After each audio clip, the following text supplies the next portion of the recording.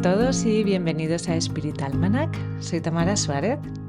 Hoy sola, hoy no me acompaña Borja, pero quería con este episodio analizar un poco los escenarios en los que se ha desarrollado el yoga en los últimos años y que han hecho que actualmente esté en ese proceso, podemos decir, de cambio, de reestructuración. Nosotros llamamos a otro episodio del podcast que podéis escuchar que el yoga no está de moda. Y no es que no esté de moda, yo creo que es que está, pues eso, cambiando, transformándose.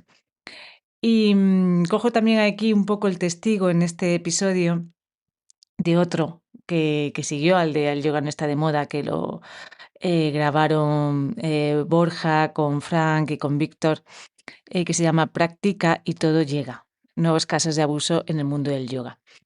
Es verdad que fueron 3 hombres los que hicieron el podcast. Yo ese día no podía unirme y lo pensé, digo, seguro que alguien comentará. Qué curioso que sean hombres los que hacen este podcast y no haya ninguna mujer. Bueno, yo ya me había expresado con el tema de los abusos a través de el medio con el que estoy más cómoda, que es escribiendo, a través de Semillas de Calma, ¿no? Mi perfil en Substack.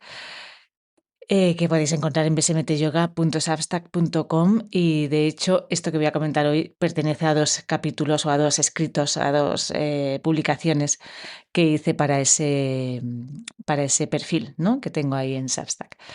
Entonces yo ya había escrito en el pasado sobre mi opinión con respecto al tema de los abusos y aunque hoy voy a hablar un poco de eso porque es como el caldo de cultivo o la base de la que surge esta nueva visión que tenemos que tener sobre el yoga, pero no me voy a centrar solamente en eso. Me quiero centrar en el capítulo, en este episodio, en qué es lo que hacemos desde Lighthouse, desde BSMT Yoga, qué hacemos Borja y yo para darle un giro a estas dinámicas de poder que se han asentado en el yoga durante años y que probablemente para mí, desde luego, ha sido una de las aspectos que han hecho que ahora pues haya dado como un pequeño traspié, pero bueno, que el yoga no desaparece, el yoga está simplemente reinventándose.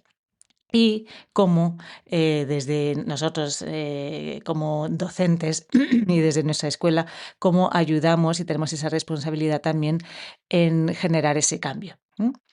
Entonces, por hablar un poco, por hacer un poco de repaso, ¿no? Sobre el podcast, ya os digo, hablan más Borja, Víctor, Frank en ese capítulo. Borja ya había hablado de ello también en septiembre de 2023 en el episodio de Spirit Almanac, que también podéis escuchar, cultos, sectas y yoga poslinaje. O sea que no es un tema que de repente sea nuevo para nosotros. Ya estábamos muy al tanto y muy informados de todo lo que estaba ocurriendo y se estaba destapando, ¿no?, en el panorama del yoga. Yo escribí, ya os digo, sobre todo me centré en los pedestales, se llama ese artículo que escribí. Me centré sobre todo en el caldo de cultivo que también generamos los que asistimos a una clase de yoga, aunque no estemos dentro de esa dinámica, no seamos el profesor ni seamos la víctima, ¿no? Pero todos los que participamos en una clase y permitimos que ciertas actitudes se lleven a cabo sin levantar la voz, ¿no? Sin criticarlas, ¿no?, sin hacer un llamamiento y expresar nuestro rechazo ante esas actitudes, pues también estamos, en cierta manera, consintiéndolas. Así que en eso me centro, en ese episodio, que lo mismo, que también se puede ver, ¿no?, en esa publicación. Entonces, voy a hacer un breve resumen simplemente para que sepamos que prácticamente todas las escuelas y linajes, y también ya veremos en este capítulo si la palabra linaje, porque parte del problema del yoga también es utilizar palabras importantes para aspectos que no lo son tanto. Pero eso lo explico luego un poquito más adelante. Vamos con ese resumen de las linajes, entre comillas, ¿vale? De las escuelas, más bien. Y veremos si, como todas, tienen sus depredadores, ¿no? Por ejemplo, en Iyengar, una de las profesoras destacadas, Donna Farhi, comentó sobre los abusos de poder y podemos ver distintos podcasts, ¿no?, en los que ella habla, podemos escucharlos y a ella de viva voz compartir su experiencia. Y Donna Farhi es una de las profesoras súper conocidas, reconocidas, tiene bastantes libros también publicados. También destaca dentro de Iyengar Yoga el caso del senior teacher Manus Osmanos, acusado de abusos sexuales cometidos durante años. Y luego también podemos encontrar distintas publicaciones de Iyengar agrediendo físicamente a sus alumnos. Luego en Astanga, su fundador Patabi Joyce. Desde 2010, más de una docena de exalumnas le denunciaron por agredirla sexualmente en su estudio en Mysore, en la India, y en talleres de giras por Estados Unidos. Y sus acusaciones incluyen pues desde que frotaba sus genitales contra sus pelvis mientras realizaban posturas de extensiones extremas, se acostaba sobre ellas mientras estaban postradas en el suelo e introducía sus dedos en sus vaginas para ajustar sus mulabandas, entre otros. Hay un artículo en el New Yorker que además está en español. Uno de los casos más sonados en estas acusaciones fue el de Karen Rain, que explicaba cómo abusó de ella durante años. Y todos los links y todos los vídeos y toda la más información está en esta publicación, que luego os dejaré el link en la explicación de este episodio. ¿Vale? Sobre Bikram, que os voy a decir, ¿no? El documental Bikram Yogi, Gurú Depredador, esta que está en Netflix, cuenta bien en detalle por qué ni siquiera puede entrar en Estados Unidos. También se puede leer en castellano en el ABC. Entonces, que siga ofreciendo formaciones por miles de euros no me sorprende, porque de algo hay que vivir y su tren de vida es alto. Lo que me llama la atención es que haya personas que vayan a formarse con él, ¿no? Es alucinante. Y en El País, en este periódico español, también hablaron del caso Bikram. Y dejo también los links en esa publicación que luego os facilito aquí en la definición del episodio. Otro estilo de yoga, Kundalini. Hay otro documental en HBO que saca de toda duda. Se llama Respiración de Fuego, Yoga, Culto y Escándalo. Y explica bien claro todo el entramado de abusos físicos a menores, abuso sexual, escándalos económicos de su fundador Yogi Bayan, pero también de su autoproclamada sucesora Guru Yagat. Jivamukti Yoga no se libra. Las acusaciones de culto, secta, entre otras, también se pueden encontrar muchísimas publicaciones en Internet. Sivananda, más casos de abuso sexual por parte de su líder Swami Vishnudevananda, que se pueden leer en distintos links que os comparto, sin olvidar los terribles casos de abusos a menores en uno de sus centros en Australia, o los abusos de Swami Akadananda en uno de los ashram de Satyananda. También los abusos de este último salieron a la luz a través del Daily Telegraph, afirmando que Swami Satyananda mantuvo relaciones sexuales agresivas y violentas con numerosas mujeres y pudo haber violado a una niña de 7 años. Y más temas de abusos a manos de profesores de Sivananda, también os dejo el link. Los abusos perpetrados por Kaustubh de Sikachar, nieto de Krishnamacharya y fundador de Vini Yoga. Sobre Osho, que os voy a decir, el documental Wild Wild Country, ponen los pelos de punta, al alcance de todos también, lo podéis ver. En Himalayan Yoga, el caso de Swami Rama, acusado de abusos sexuales en los 70, también os dejo el link. Por supuesto, Maharishi Mahesh Yogi, el creador de la meditación trascendental, también tiene sus casos de abusos. En Yoga Integral, el caso de Swami Satchidananda. La escuela Vihar, en concreto Swami Satyananda Sarasvati, con el abuso a menores. Muji tampoco sale impune. Y luego tenemos a John Friend, el fundador de Anusara, con esos círculos sexuales inspirados en la Wicca, son estremecedores, ¿no? Entonces, lecturas relacionadas también están en ese link, ¿no? Lo digo porque quizá, y con mi pronunciación en inglés, se perdéis, ¿no?, los nombres, pero Practice and All is Coming, de Matthew Rensky, que es el libro imprescindible, aún no está traducido al español. Es importantísimo, por eso también saber hablar inglés, pero también poder tener acceso, ¿no?, a estas lecturas. Si me oye algún editor, editora, pues es una lectura prácticamente obligada, ¿no?, para cualquiera que le guste el yoga. Y hay una versión revisada del libro que se llama Surviving Modern Yoga. Por supuesto, no está en castellano. Wikipedia ya tiene una entrada sobre este tema en inglés, pero ojo, también la tenemos en castellano y se llama Abusos sexuales por gurús del yoga. O sea, ya hay una entrada en Wikipedia también. Muy interesante el libro Cultos, el lenguaje del fanatismo, de Amanda Mantell, que para identificar qué prácticas intentan abducirnos y la importancia del lenguaje, que a eso voy yo ahora en breve, y la carencia de lenguaje también en ciertos casos, cómo afecta, ¿no?, para crear cultos que nunca se nos venden como tal, sino que apelan a palabras de moda como comunidad y aprovechan la necesidad de pertenencia del ser humano. Hay otro libro que es Sex in the Forbidden Zone, de Peter Rutter.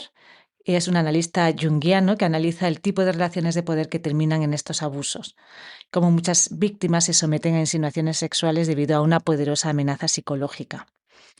Tenemos otra lectura, Yoga Body, de Mark Singleton, para entender de dónde procede la práctica postural de yoga moderna, saber si es tan antigua, tan sagrada, tan tradicional e intocable como ciertos sistemas nos quieren hacer creer. Y de hecho nosotros tenemos en Lighthouse Yoga una formación con el Dr. Mark Singleton en castellano. Luego tenemos otro libro, Post-Lineage Yoga, From Guru to Me Too, de Theodora Wilcroft.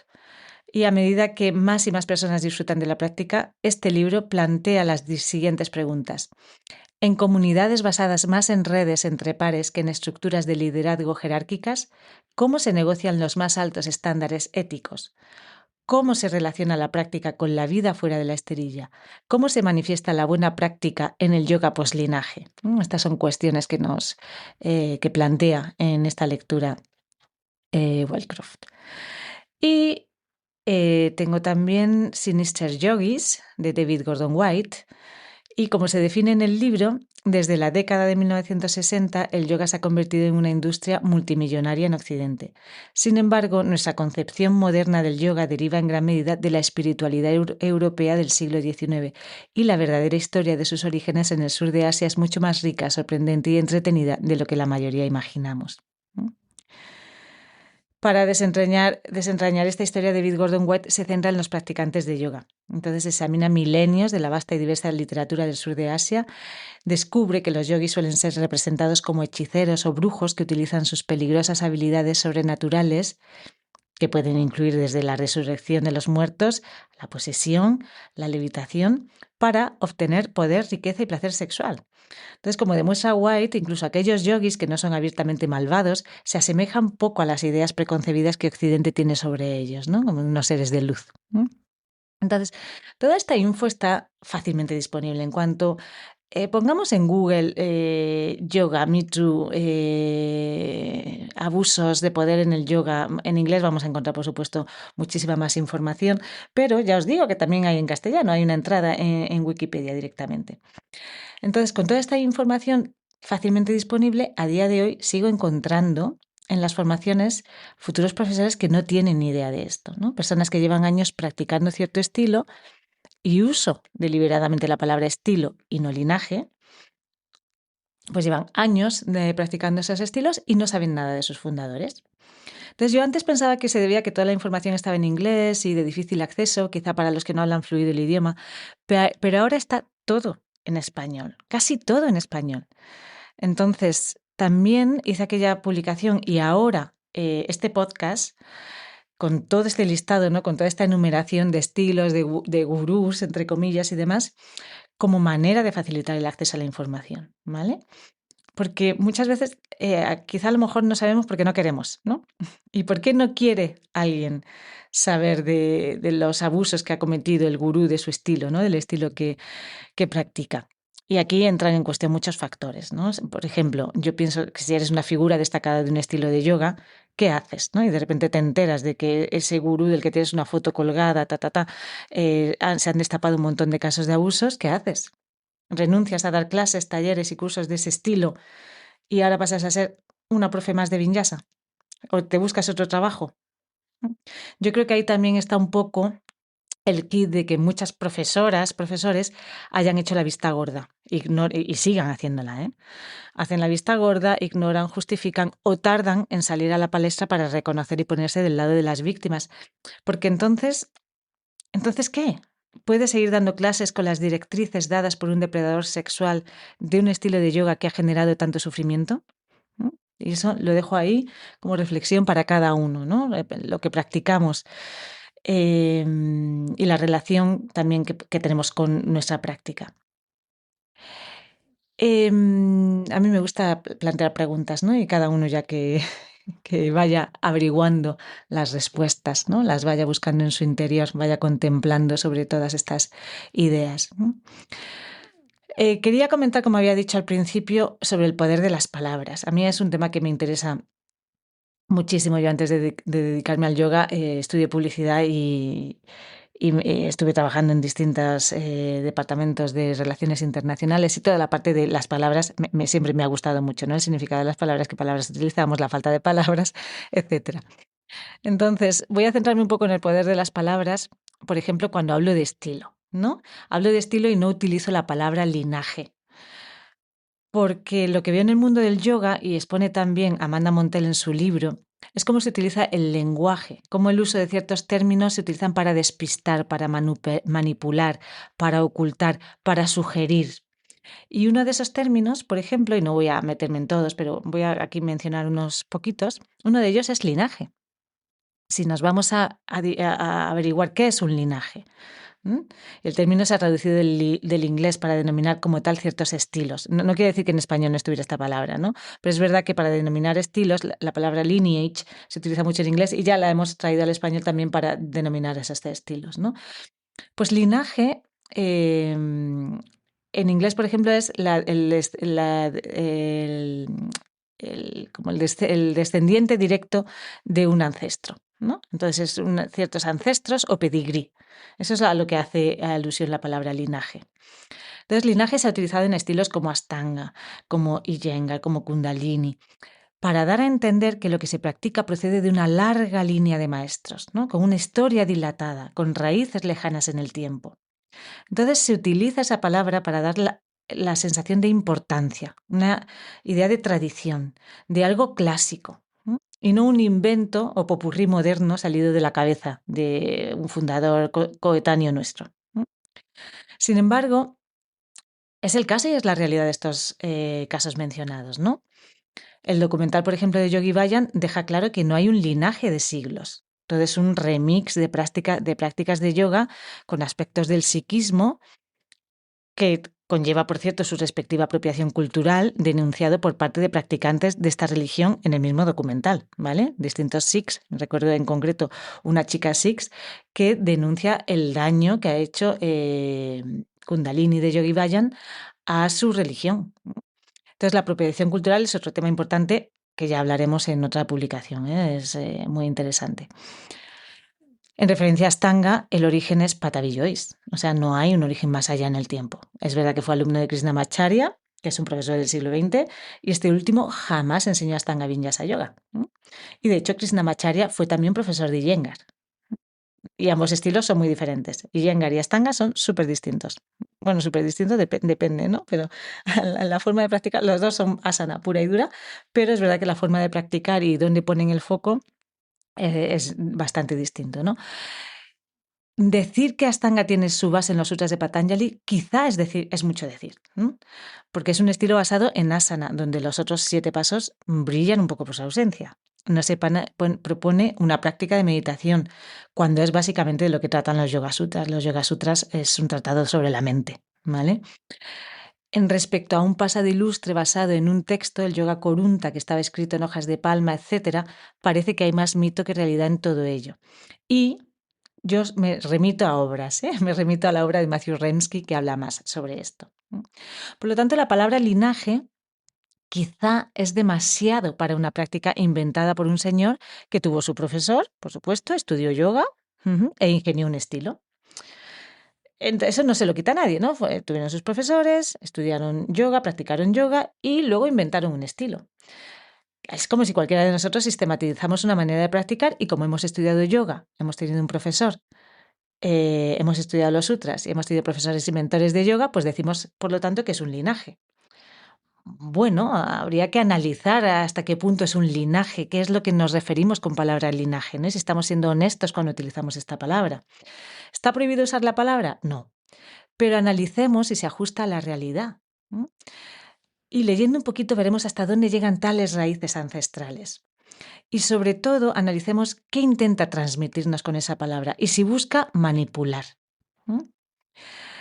¿Por qué es importante y problemático utilizar este tipo de palabras? Porque hay poco derecho a réplica cuando ante un ajuste, por ejemplo, o cuando expones una duda en clase, hay poco derecho a réplica porque estás poniendo en tela de juicio un linaje anclado en el tiempo. Entonces, tú como alumno te puedes sentir con poco derecho a cuestionar, porque ¿quién eres tú para dudar de ciertas enseñanzas ancestrales practicadas desde hace siglos y testadas por seres iluminados desde casi los orígenes de la humanidad? ¿Veis el peso de la palabra? Linaje, esto es así, punto. No vas a saber tú más que toda esta línea de maestros. Entonces, cuando utilizamos ciertas palabras, se busca terminar con el pensamiento crítico, con el discernimiento. Busca crear un efecto manada, un efecto borreguil. Em, entonces, por eso es importante que veamos, ¿es un linaje? ¿Qué considero yo un linaje? ¿A qué puedo nombrar como linaje? Y este estilo que me venden como linaje, ¿se puede considerar como tal? ¿Vale? Porque la palabra, como veis, conlleva muchas cosas. Es interesante que Astanga Yoga es el sistema propuesto en los sutras de Patanjali, Astanga Yoga, no Astanga Vinyasa Yoga. Pero Astanga Yoga es el sistema propuesto en los sutras de Patanjali, que es del siglo III o IV después de Cristo, aproximadamente ese texto, y es interesante que es el nombre que elige Patavi Joyce para sus secuencias de posturas. ¿No busca que pensemos que lo que practicamos es lo que propone ese texto? Claramente, ¿no? ¿Por qué utilizas Astanga Vinyasa? ¿Por qué utilizas esa palabra? Porque quiere que pensemos que lo que practicamos procede de ese texto del siglo III, IV después de Cristo. Texto bastante antiguo, como veis, apelando al tema linaje, tradición, clásico, testado en el tiempo. Entonces, el branding siempre es importante al lanzar un producto. Lo que ocurre al estudiar un poquito es que ves que los sutras apenas hablan de asana, que es lo que se hace básicamente en el estilo del siglo XX, ¿no? Sobre el tema Ujjayi hablamos otro día, ¿vale? Tampoco habla de ese pranayama en los sutras y desde luego no se practicaba en asanas en movimiento, solo en las sedentes. Pero ese es otro podcast que tengo, que tengo pendiente, ¿vale? Lo digo porque alguno me dirá, ¿pero se practica Ujjayi? Bueno, se practica Ujjayi, no, se llama Ujjayi a una forma de respirar que no tiene nada que ver con el Ujjayi que se practicaba antiguamente, ¿vale?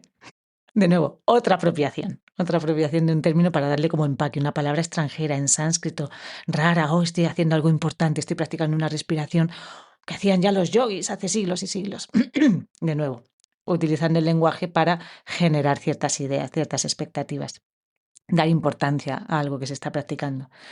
Es curioso que elija un término de los sutras para denominar a su estilo cuando lo que sí proponen los sutras para alcanzar el estado de yoga es Viveka Kyati, o Kayati, se puede pronunciar de distintas formas.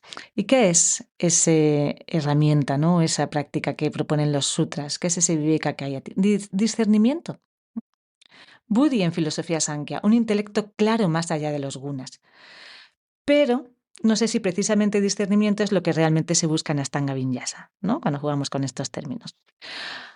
Otro tema distinto es que la práctica nos guste, que nos siente bien, que nuestro profesor sea maravilloso, que nos haya cambiado la vida. Todo eso está genial.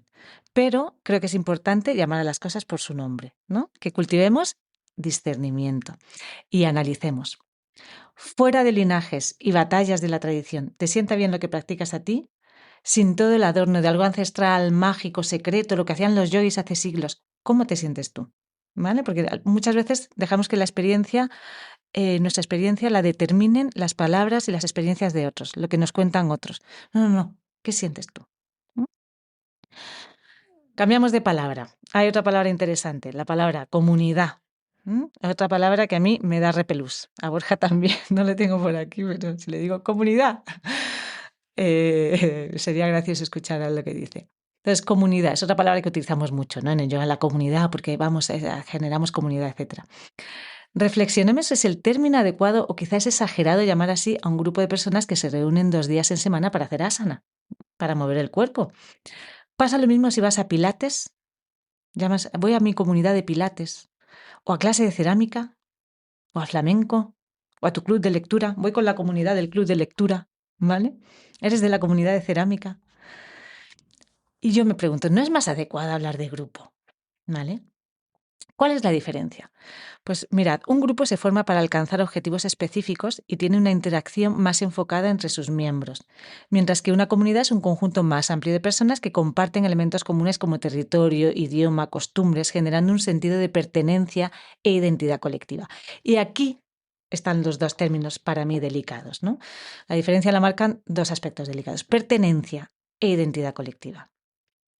que es algo que nos han vendido y nos siguen vendiendo, en ciertos ambientes de yoga con fines que no están muy claros, o bueno, la verdad que sí. Parte del problema de estos abusos puede estar en esta idea de pertenecer, donde tu identidad se desdibuja en aras a la identidad del grupo. Es un término, ¿no? La comunidad, que apela a la necesidad de integrar, de conectar, esa necesidad de pertenecer propia del ser humano, como seres gregarios que somos. Y en el libro Cultos, Amanda Montell lo analiza de maravilla, ¿no? Si queréis profundizar un poco más, ¿no?, en el uso de las palabras para generar cultos, sectas, este tipo de comunidades tóxicas, ahí podéis disfrutar de este libro, que además, eso sí, está traducido al castellano. Entonces, personalmente no quiero que se me incluya, no me gusta que se me incluya en una comunidad por ir a natación cada martes. La comunidad de natación, la comunidad de cerámica. Suena raro, ¿no? Bueno, suena hasta gracioso. Si vas los domingos al Rastro y te tomas un aperitivo en el mismo bar y hablas con el propietario y el grupo que siempre se forma allí, ¿es una comunidad? Entonces le dices a tu pareja o a tu amiga: oye, bajo al bar a reunirme con la comunidad de los domingos o con la comunidad del bar Manolo. ¿Usamos esa expresión? No. Entonces, la comunidad de yoga, ¿por qué? ¿Qué intereses o elementos comunes hay? Porque creo que debe ir más allá del interés por la práctica o de mover el cuerpo al unísono durante una hora, que es lo que muchas veces se hace.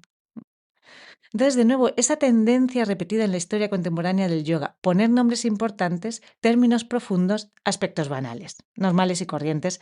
¿Para qué? Para darles cierta dimensión, para darles valor, para darles prestigio. ¿Mm? En resumen, el lenguaje es muy importante, ¿vale? Da forma a lo que pensamos. Una palabra clasifica, dota de un significado específico, define, delimita. Yo no quiero que nadie me meta en la comunidad de las paellas por tomarla todos los domingos, ¿vale? Pero no suele pasar, porque sabemos que comunidad es una palabra que tiene ciertas connotaciones, intereses comunes, identidad, pertenencia. Entonces, comunidad es un término que llama a la persona solitaria. Por eso se utiliza. Comunidad, forma parte de nuestra comunidad, ven a la comunidad, deja que te arrope la comunidad. Es un término que llama a la persona solitaria y aislada con la promesa del respaldo o el abrazo del grupo. Sin embargo, muchas veces no hay respaldo alguno. Y es lógico, porque son personas que apenas conoces, con las que haces trikonasana 2 veces a la semana. Y es un término peliagudo que se utiliza más que para unir, sostener y apoyar, para esconder, abusar y chantajear, ¿vale? Para generar una imagen de algo que vas a adquirir o tener que luego no.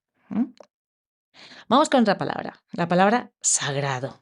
Esto también se utiliza mucho y es que me llamó la atención porque lo vi en una publicación que ahora os comento.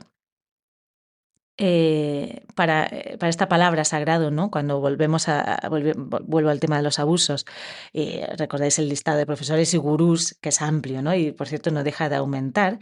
Y el último caso así más sonado, creo, a día de hoy, se ha dado en el estilo Ashtanga, ¿no? Con Taylor Hunt, que ha sido acusado de comportamiento sexual inapropiado, abuso emocional y físico, ajustes fuertes que provocaban lesiones, clavículas rotas incluidas. Acusado también de coacción para mantener relaciones sexuales y manipulación de estudiantes para obtener dinero y atención. También se le acusa de fomento de un ambiente sectario, favoritismo por los alumnos que se gastaban dinero o le apoyaban en redes, además de desestimar el dolor de las estudiantes tras sus ajustes, diciendo que estaban experimentando una liberación traumática. Esto es muy típico de este estilo, ¿no? O culpándolas por no estar lo suficientemente concentradas. Son comentarios clásicos en este estilo, cuando te hacen un ajuste que te mata.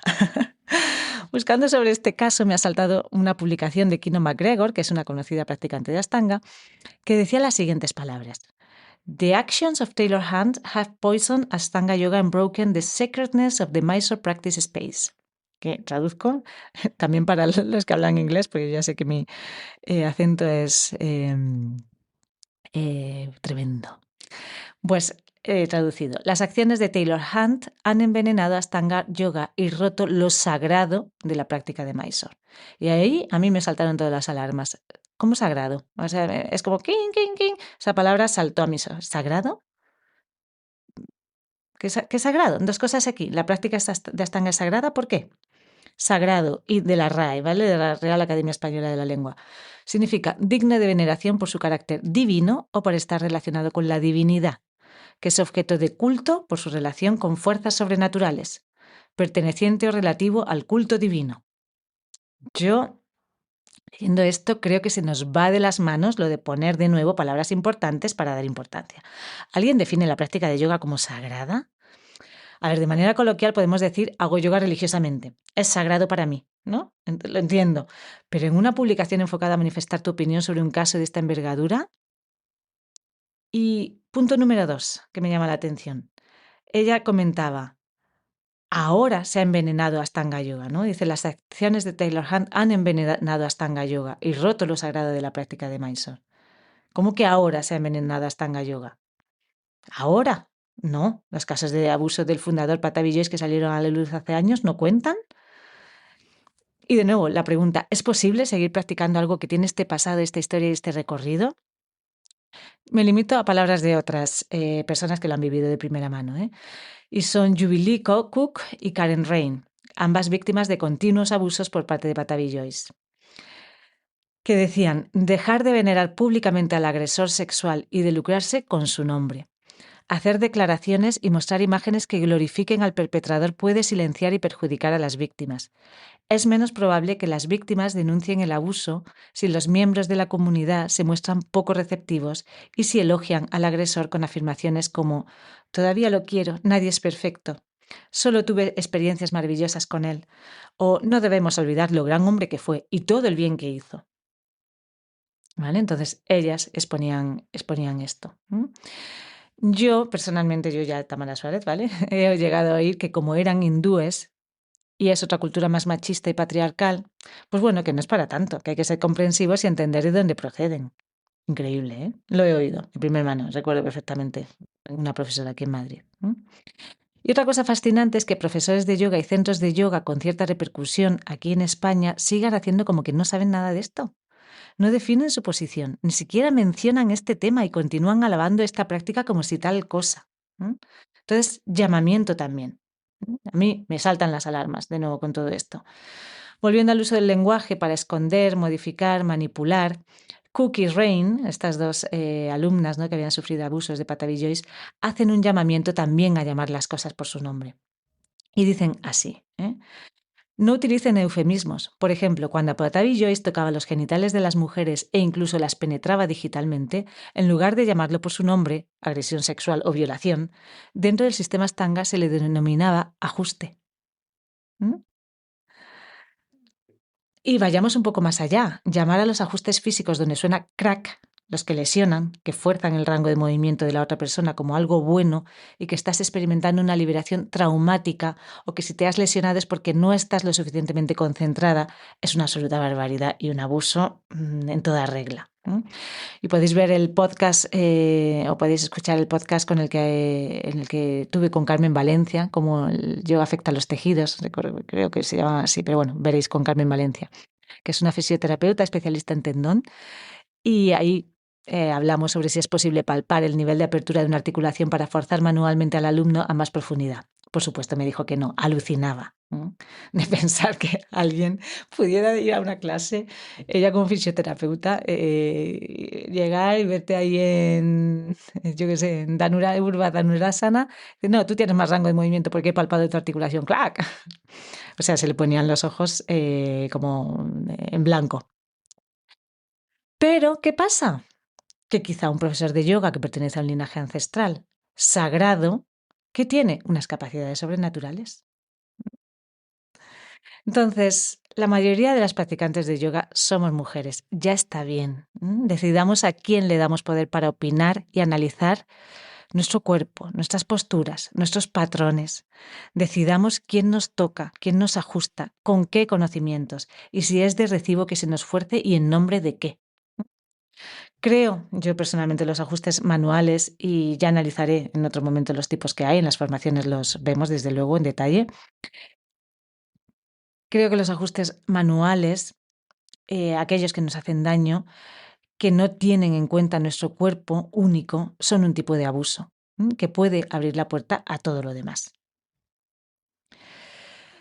Entonces, aunque luego este podcast cambiará de tercio, ¿vale? Ahora estoy exponiendo todo el panorama que nos llega a estos lodos, ¿no? Que ahora estamos en aquellos polvos, traen estos lodos, que estamos sumergidos ahora en la práctica de yoga también, con todas estas barbaridades, abusos de poder, etcétera.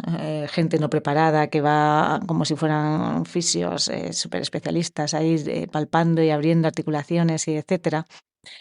Em, Luego veremos, ¿no? Cuál es nuestra responsabilidad nosotros como profesores y qué son las medidas que tomamos desde Lighthouse. Pero sí quería, como dijeron, no hay ninguna mujer, por aquí está esta mujer exponiendo todo lo que piensa al respecto con el tema de los abusos. Y quería comentar un poco sobre cuál es el escenario de los abusos, ¿no? ¿Dónde se manifiesta, dónde se desempeñan, ¿no? Estos abusos, ¿no? ¿Cuáles son los personajes principales? ¿Mm? Porque aquí es lo interesante. ¿Qué hacemos con estas situaciones que, como vemos, no dejan de repetirse? ¿Mm?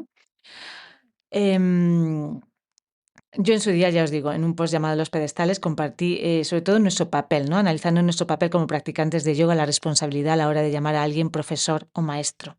Entonces, también tengamos en cuenta a quién estamos llamando profesor, a quién estamos llamando gurú, a quién estamos llamando maestro. No es que todo el mundo dice, bueno, investiga tú antes de poner ese título. Entonces, los elementos siempre presentes es, por uno está el abusador, por otro lado está la víctima y el otro muy importante es el entorno, es el contexto, es el grupo donde ocurre, que propicia el abuso. Entonces, por un lado, el abusador o abusadora, porque sí, quizá no en los casos de abuso sexual, pero en los de abuso verbal, físico, dinámicas de poder, etcétera, hay múltiples casos cuyas protagonistas son mujeres. Es otro tipo de violencia, quizá no sexual, pero sí psicológica. Y he aquí un caso que llegó hace tiempo a mis oídos, muchas conoceréis a Elena Brauer. Pues ahí también os dejo el link de una denuncia de una alumna, que como dice en su carta, el dolor emocional afecta a la misma área del cerebro que el dolor físico. Entonces, bueno, también hay casos de mujeres. La carta Los pedestales, yo ponía de manifiesto la responsabilidad de cada uno de nosotros a la hora de poner a un profesor de yoga en el pedestal de lo sagrado, de lo divino, del digno de obediencia, al que no se le pone en duda. ¿Por qué ocurre esto? Y a mí me recuerda a esa escena de Kill Bill, ¿no? Con Uma Thurman cargando agua cada día por una escalinata, porque era la práctica que le había impuesto Hattori Hanzo, del que ella deseaba ser discípula. Y aunque aquello no tenía nada que ver con el uso de la katana, en apariencia, ¿no? Que era lo que ella quería aprender, y perdonadme porque a lo mejor aquí hay cosas que se me bueno, hace años que no veo la película, pero aunque aquello de cargar el agua no tenía mucho que ver con el uso de la katana, era la práctica que él consideraba, el profe, ¿no? Que tenía que atravesar para considerarla preparada, apta para las enseñanzas más avanzadas.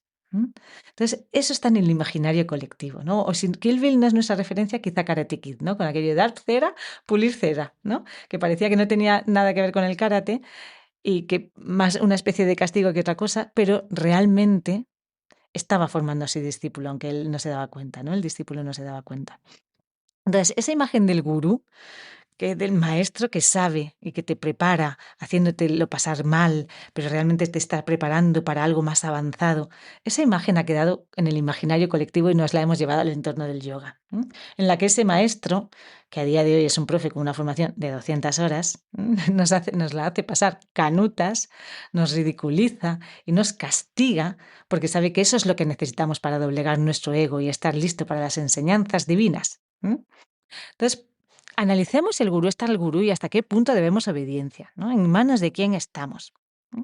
Sin embargo, no siempre es fácil. La mayoría de las víctimas fueron abusadas por alguien al que conocían, al que tenían aprecio, respetaban, en el que confiaban. Los abusadores suelen ser personas encantadoras, carismáticas, espirituales, entre comillas, respetadas, conocidas y reconocidas. Suelen ser poderosos, con papeles importantes, líderes. Y en estos entornos de yoga se presentan como seres evolucionados espiritualmente, con dones especiales, que han sufrido despertares espontáneos. Esto me encanta. Hay profesores aquí en España que dicen haber sufrido también despertares espontáneos y por eso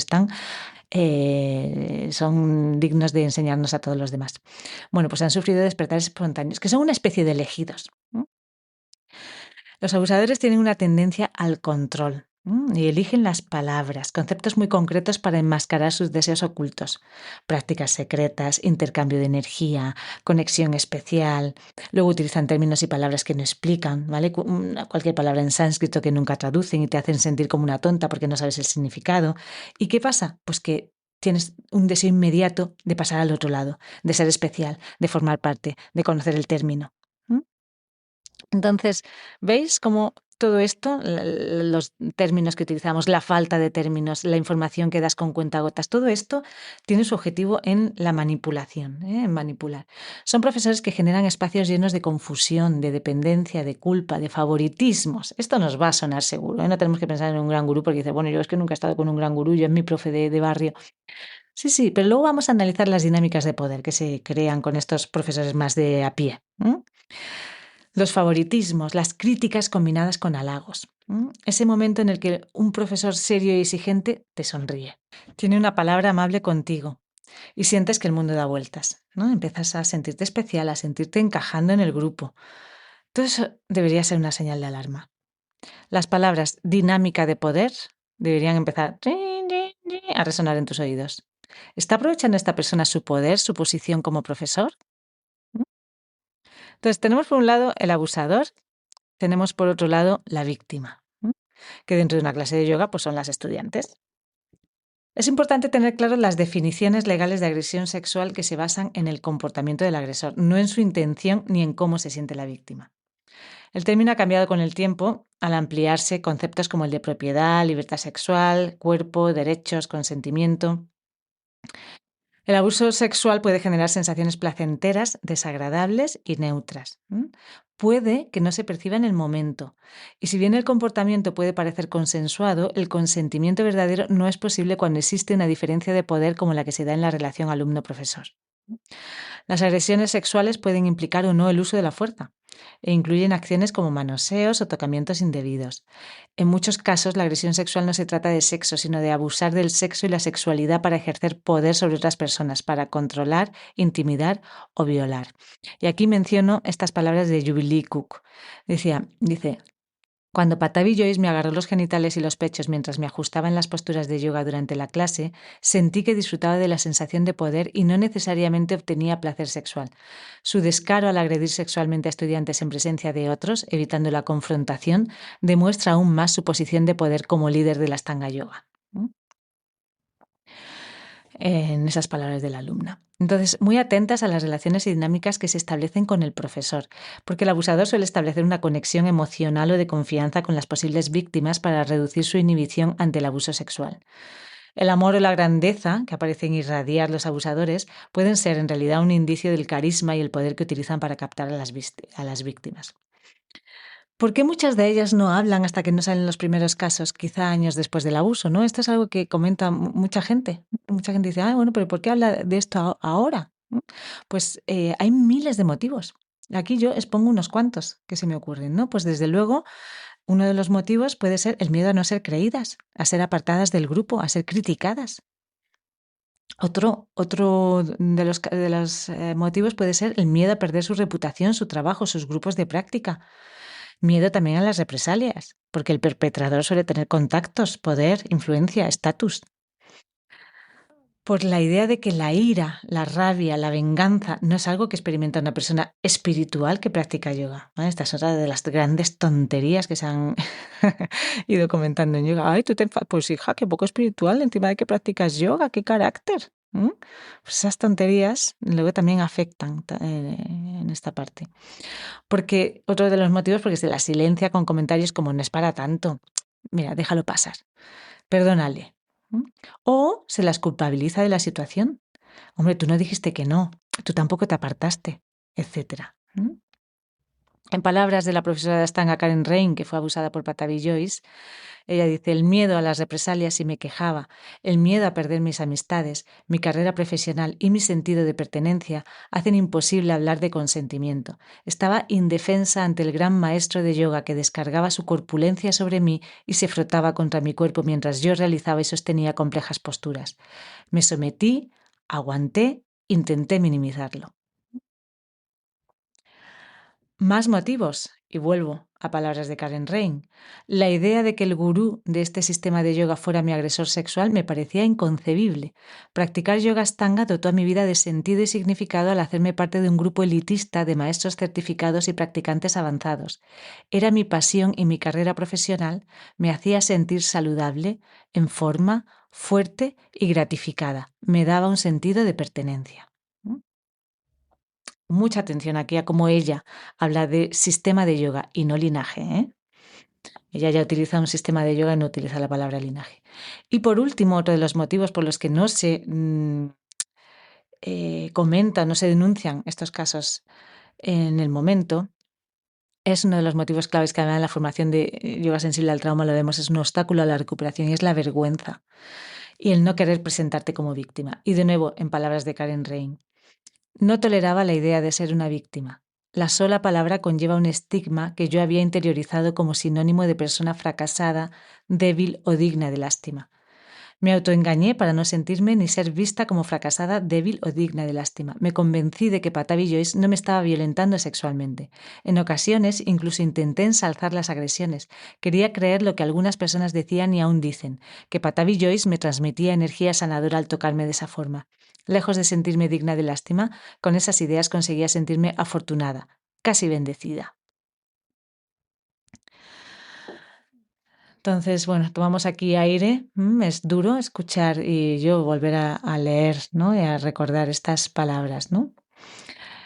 Entonces, tenemos el abusador, tenemos la víctima, tenemos el entorno, el contexto, el grupo de practicantes. Ya lo hablé en los pedestales, el papel que ejerce el grupo en estas dinámicas. Que el abuso físico-verbal no me lo hayan dado a mí no quiere decir que me puedo lavar las manos.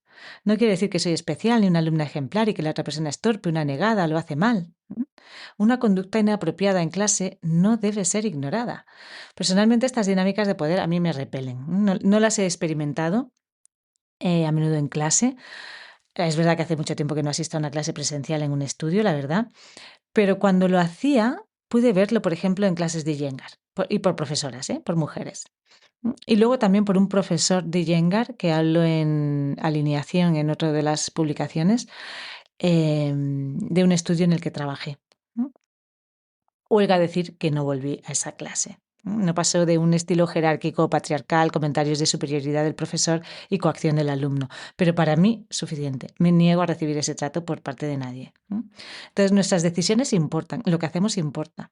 ¿Qué compramos? ¿A qué asistimos? ¿Qué apoyamos? ¿Qué vemos? ¿Qué consumimos? Todo son maneras de expresarnos. Con ello damos nuestro apoyo o no a algo, hacemos que se perpetúe. Si un profesor tiene un comportamiento abusivo, aunque no sea contigo directamente, yo no vuelvo a su clase. Aunque no sea conmigo directamente, no vuelvo a su clase y habría que denunciarlo, compartirlo, sacarlo a la luz. Si lo que veo en las redes, por ejemplo, me parece basura, salgo de ellas, no veo más esos perfiles. Si de esta marca o producto no me gusta esa ética profesional, no lo compro. Por mucho que sea más barato, la hora de clase, o por mucho que la hora de clase es la que encaje en mi agenda, etcétera. A mí personalmente no me sorprende que se cuelguen vídeos absurdos en Instagram, me sorprende que la gente lo vea. Porque si nadie lo ve, no surgirían dentro de una semana 10.000 imitadores de esa persona haciendo la misma tontería en un reel.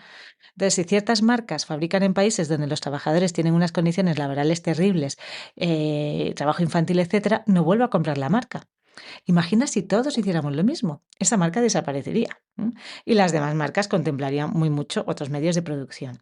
Entonces, en yoga, si seguimos yendo a ciertas clases con profesores abusivos, si nadie da el aviso, lo que hacemos es perpetuar, consentimos y apoyamos esos comportamientos. Y son comportamientos que pueden estar en la línea de lo permitido, entre comillas, pero si no se detiene a tiempo, es probable que vaya más. Porque un abusador no llega el primer día a clase metiendo mano a todo el mundo. Va poco a poco preparando el terreno, analizando hasta dónde puede llegar, aislando y sacando del grupo a los elementos discordantes con falta de atención, con críticas o haciéndoles el vacío mientras sonríe y cuida del resto de los alumnos. Esto seguro que nos suena. Dando técnicas maestras a sus alumnos fieles, hablando en clave para los principiantes. Por ejemplo, comentario típico. Y ahora quien sepa lo que es ahora quien sepa lo que es, que haga mula banda para trabajar nuestra energía. Entonces, la mayoría de los principiantes se queda en plan de, oh, una técnica maestra, algo que me va a cambiar la vida, algo que solamente es apto para los avanzados. Entonces, esa parte del grupo se queda deseando formar parte de los avanzados, los guays, los elegidos, con los que el profesor ha compartido el secreto que les hará avanzar. Eso es una dinámica de poder. Las charlas en corrillos, tener el grupito de alumnos avanzados a los que se les dan técnicas maestras, las bromas y chascarrillos que solo unos cuantos entienden, atender solo a ciertos alumnos. Muy importante que todo esto sea bien visible, pero con la apariencia de secreto, para generar curiosidad, interés en el que se ha quedado fuera, en el que no forma parte. Los ajustes que te hacen sentir que tú sola no puedes, que algo en tu cuerpo está mal, que necesitas al profesor. Son ajustes que generan dependencia. Son ajustes que justifican la presencia de un profesor. De nuevo, otra dinámica de poder. De los ajustes hablaré también en otra ocasión, ¿vale? Pero se lo digo a mis alumnas y lo hago yo misma. Siempre que algún profesor te ajuste en algo o te diga que tienes que hacer cierto movimiento, llevar el talón allí, poner la mano allá, pregunta por qué. Si no puedes, no lo entiendes, no te encaja, pregunta por qué. Si sientes que no puedes preguntarlo, estás sumergida en una dinámica de poder, en una clase con dinámicas de poder clara. ¿Cómo no vas a poder preguntar en una clase donde vas con un profesor? Matemáticas preguntas cuando no entiendes, ¿no? Cuando estábamos en el instituto. Vas a no sé qué curso, preguntas. ¿Estás yendo a clases de yoga para aprender? ¿Por qué no preguntar por qué? ¿Mm? Que el profe no está para llegar como una superstar a dar una coreografía, el profesor está para enseñar y resolver dudas. Me pongo yo de ejemplo. Hace años, como comentaba, ¿no? Que no voy a practicar en un estudio, pero en Semana Santa estuvimos de viaje y me animé a ir a una clase de yoga, de hecho a varias, ¿vale? Estábamos en Costa Rica y en distintas zonas y dije, pues voy a ver qué se cuece en el panorama yoga presencial, ¿no? Pues nada, en una de ellas estaba yo en una de esas clases en Guerrero Invertido y llegó la profesora a ajustarme. ¿Por qué? Pues luego intenté averiguarlo, pero parece ser que la postura no era lo suficientemente profunda para su gusto o estándar, para lo que ella esperaba. Entonces tiró suavemente de mi brazo y claro, nada se movió. Yo ya sé que mi cuadrado lumbar no permite más rango lateral de columna. Y por mi parte todo bien hasta ahí. No preguntó si podía tocarme, ojo, ¿eh? Pero bueno, no pasa nada. Es importante preguntar si puedes tocar a una persona antes de tocarla, pero ok. Sin embargo, para ella eso no fue suficiente y decidió arreglarme, entre comillas, y analizar qué estaba haciendo yo mal. Porque en la visión de estos profes algo no has entendido o no estás haciendo bien. Entonces me dijo que doblara más la rodilla para poder inclinarme más, lo cual por otro lado no funciona así. Doblando más la rodilla no vas a poder inclinarte más hacia atrás, más bien al contrario. Pero bueno, le contesté que esta era mi postura de punto, le dije, no, esta es mi postura. Entonces, la clase siguió, pero fui la única persona de 6 practicantes a la que ajustó. A mí, que estaba a mi bola en la última fila, precisamente para que me dejaran tranquila, ¿vale? Entonces, al terminar la clase, le pregunté, ¿no? Hice lo que le digo a mis alumnas que hagan, porque oye, lo mismo hay un motivo por el que ella me estaba ajustando para que entrara más profundo en Guerrero Invertido. Entonces le pregunté qué había visto mal exactamente o digno de corrección y cómo se supone que debería hacer la postura según su visión, porque si entiendo que si ella ha pasado unos minutos de la clase haciendo esperar al resto de los alumnos para ajustarme a mí, me imagino que debía ser importante y entonces quiero saber qué es eso tan importante. Entonces me dijo, es que hay que inclinarse así. Y hizo la postura ella en su cuerpo con su rango de movimiento más amplio que el mío. Y yo le dije, ya, pero mi cuerpo no permite ese rango tan profundo, ese es tu cuerpo, no estás teniendo en cuenta el mío. Entonces ahí se agobió un poco, empezó a decir, yo es que no suelo dar ajustes físicos, no tenía que haberlo hecho, como si su ajuste fuera una atención divina y claramente yo no era digna receptora del ajuste, que encima ni lo agradecía. Ella que me había otorgado el regalo supremo de su atención, de sus conocimientos, y yo no me sentía bendecida. Acto seguido me soltó la perla de que debía doblar la rodilla para alcanzar ese rango, a la que le dije que no es cierto, más bien al revés, y por otro lado le pregunté ¿por qué? ¿Cuál es el objetivo? Esta es mi pregunta para todo. Siempre que ¿cuál es el objetivo? ¿Por qué? ¿Qué pasa si alcanzo más profundidad en la postura? ¿Qué consigo? ¿Es una mejora física? ¿Es mental? ¿Es energética? ¿Es emocional? O quizá el objetivo era dar un paseíto por la sala, supervisando en su papel de profesora y justificando su labor, dedicándole unos minutos a la alumna nueva. El resto eran sus alumnos de siempre y quizá no necesitaban, al parecer, ajustes. Entonces le dije, ¿cuál es el objetivo de que yo haga la postura así de profunda? Y no supo qué contestarme. No hay motivos. Y en estos profesores, nada más que la postura se hace así porque me la han enseñado así. Ese es el motivo para ellos. Pero para mí no es un motivo de peso. Entonces, como profesores de yoga, y ahora diréis, joder, ojalá no tengamos nunca a Tamara en una de nuestras clases. Bueno, a mí no me toquéis, eso es importante, ni me digáis que haga cosas si no hay un motivo que lo sostenga detrás, ¿vale? Porque yo siempre que doy una clase, todo lo que digo, todas mis indicaciones, hay un motivo de peso detrás, lo que no quiere decir que, por ejemplo, en algún ajuste, en un momento dado, yo doy pocos ajustes, esa es la verdad, pero toda la parte biomecánica se la dejo a Borja y listo.